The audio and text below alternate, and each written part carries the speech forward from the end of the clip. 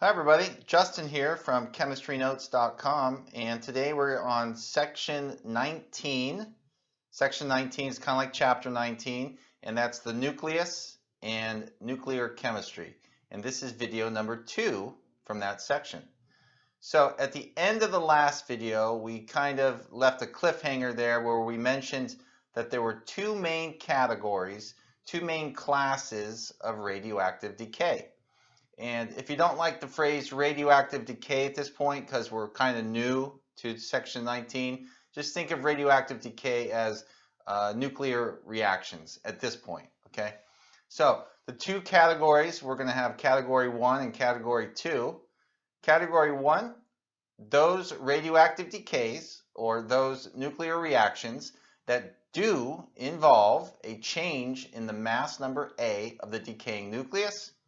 And then category number 2 is just those that do not involve a change in the mass number of the decaying nucleus of our single reactant species. All right, let's do an example of category 1, alpha particle production.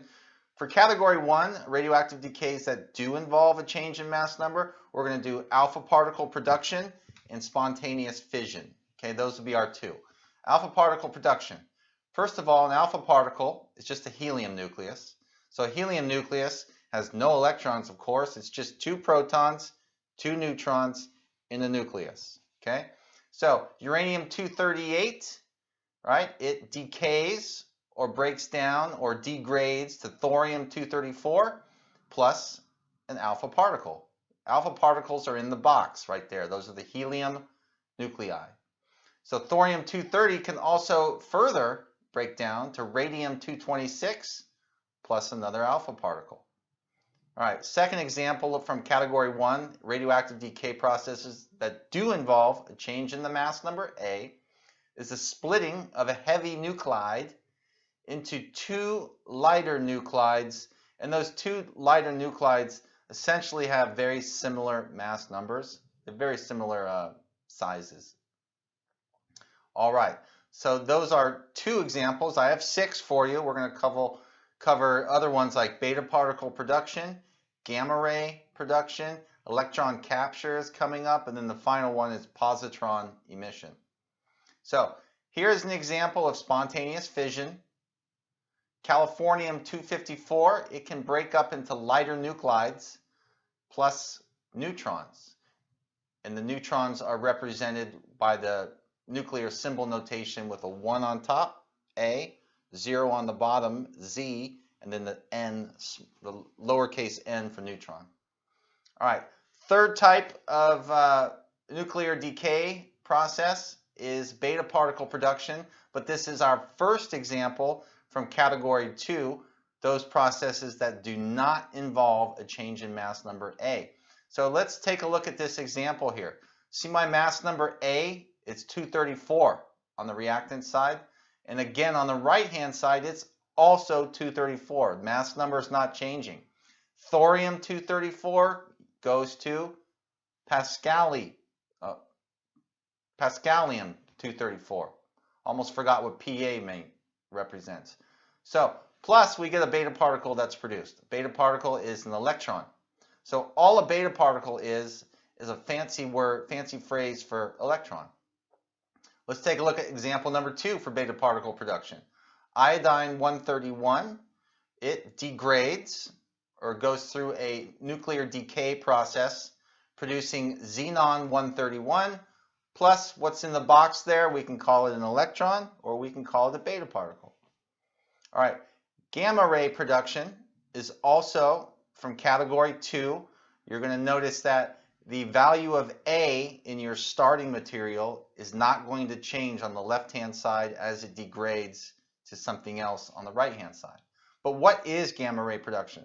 This occurs when a high energy or excited nucleus loses energy in the form of EMR, electromagnetic radiation, which we talked about in section 7. And that loss of energy is in the form of a photon, okay? Gamma rays are kind of synonymous in this section with photons. So I've got that little asterisk there. That means thorium is excited. So this is an excited thorium-230 nuclide. Okay, And on the right-hand side of this nuclear reaction, I have thorium-230 without the asterisk because it's no longer excited. So, and a photon is emitted, or gamma rays are emitted, in other words, produced on the right-hand side. So it says gamma ray, photon. There's no way for you to really know. You can't look at the left-hand side at all the A and Z values and on the right-hand side and match up the A and Z values and then all of a sudden know whether or not a gamma ray should be written there because it's a 0, 0. Okay, so in situations like this, you'd have to be kind of informed with a statement ahead of time saying 2 gamma rays are produced or 1 gamma ray is produced, like in the example I have at the top of the page. All right, electron capture. Well, capturing is kind of like getting something, right? You ever play capture the flag on the sand? You run and you capture the flag and take it as your own. Here, mercury 201 is obtaining an electron, capturing a beta particle, and becomes gold 201 plus a gamma ray is emitted. Positron production, the next one. A positron, by the way, is just an electron that doesn't have a -1 charge, but an electron with a +1 charge. It's kind of hard to understand, but we call these guys beta plus particles or positrons. Now, positron production means a positron is produced. Producing is kind of like emitting. Okay, it's kind of the same idea. So positron emission, synonymous with positron production. It's commonly encountered with artificially produced radioactive nuclei of lighter elements. Phosphorus 30 degrades to silicon 30, plus we produce a positron. Positrons have an E for electron with mass number 0 and Z value of +1, as you can see in the box there. And I've labeled it both a positron and a beta plus particle. Okay, now there's a note down here at the bottom of this page. It says sometimes nuclear decays, in other words, nuclear reactions, and particle reactions, such as alpha particle decay, are accompanied. Let's move to the next page. Are accompanied by gamma ray production. Now, I did mention this a little bit earlier, that there's really no way, if you're trying if you know that A and Z, the values for A and Z are conserved on the left-hand side and right-hand side of a chemical reaction, a gamma ray has a 0 for A and a 0 for Z. So it's knowing that A and Z is conserved is not going to allow you to predict whether or not a gamma ray is produced. So you'd have to be kind of given some of that information ahead of time. For example, uranium-238. This particular nuclear degradation reaction produces an alpha particle, thorium-234, plus 2 gamma rays. Now, you'd have to be informed of that, okay, because there's no way to look at the A value and the Z value sums on the left-hand side and right-hand side and just come up with that willy-nilly. Like, is it 1 gamma ray, 2 gamma rays, like the answer, or is it 3? We just don't know. We'd have to be told that. All right, let's round out this video with some examples. Write the balanced equations. So, bismuth-214 produces, in other words, emits, a beta particle, which is an electron. MP is neptunium. Neptunium-237 produces an alpha particle. So what have we learned about this? Bismuth-214, okay, when it goes through its decay process, it emits a beta particle plus whatever's left over. So you just find out what your A and Z should be. If my Z is 84, go to the periodic table, find out what 84 is. It's polonium. So I get polonium-214. Now, we're assuming only one other product besides the beta particle. Okay, that's me saying I don't know if a gamma ray is produced here or not. Okay, neptunium-237, when it goes through a nuclear decay process, it produces an alpha particle, which is the helium-4 nucleus. And then what's left? Add up your A and Z values. They're conserved on the left and the right. You end up with Pascalium-233. I had 233 and then 91. If you go search for Z equals 91 on the periodic table, it's PA, Pascalium. All right, new page of notes. We got our next example. Let's just fill in the blanks. So basically, you have to look at the total value of A on the left. A is the ones on top. Z's are the one on the bottom. just your A and your Z must be conserved. So if I look, I'm missing, I have to have a 0 for A, and I have to have a -1 for Z. So I put my 0 in that box.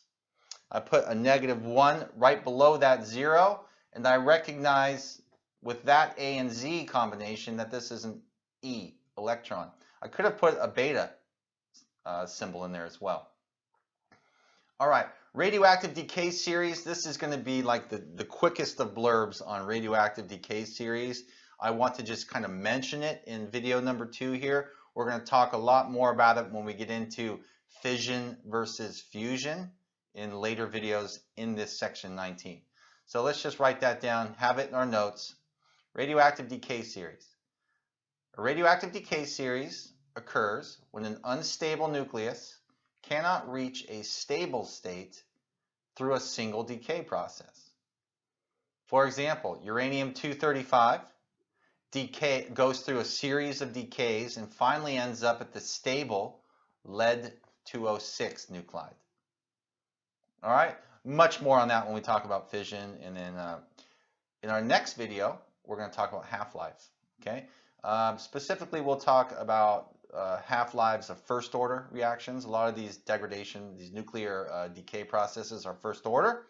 And if you want, you can brush up on section 12, kinetics, but really you only have to focus on first order half-life, and I'll cover everything you need to know right here, video number 3 coming up next. So if you like the way I do these handwritten chemistry notes, I have every thing you can imagine for general chemistry, full course, and even organic chemistry, the full course.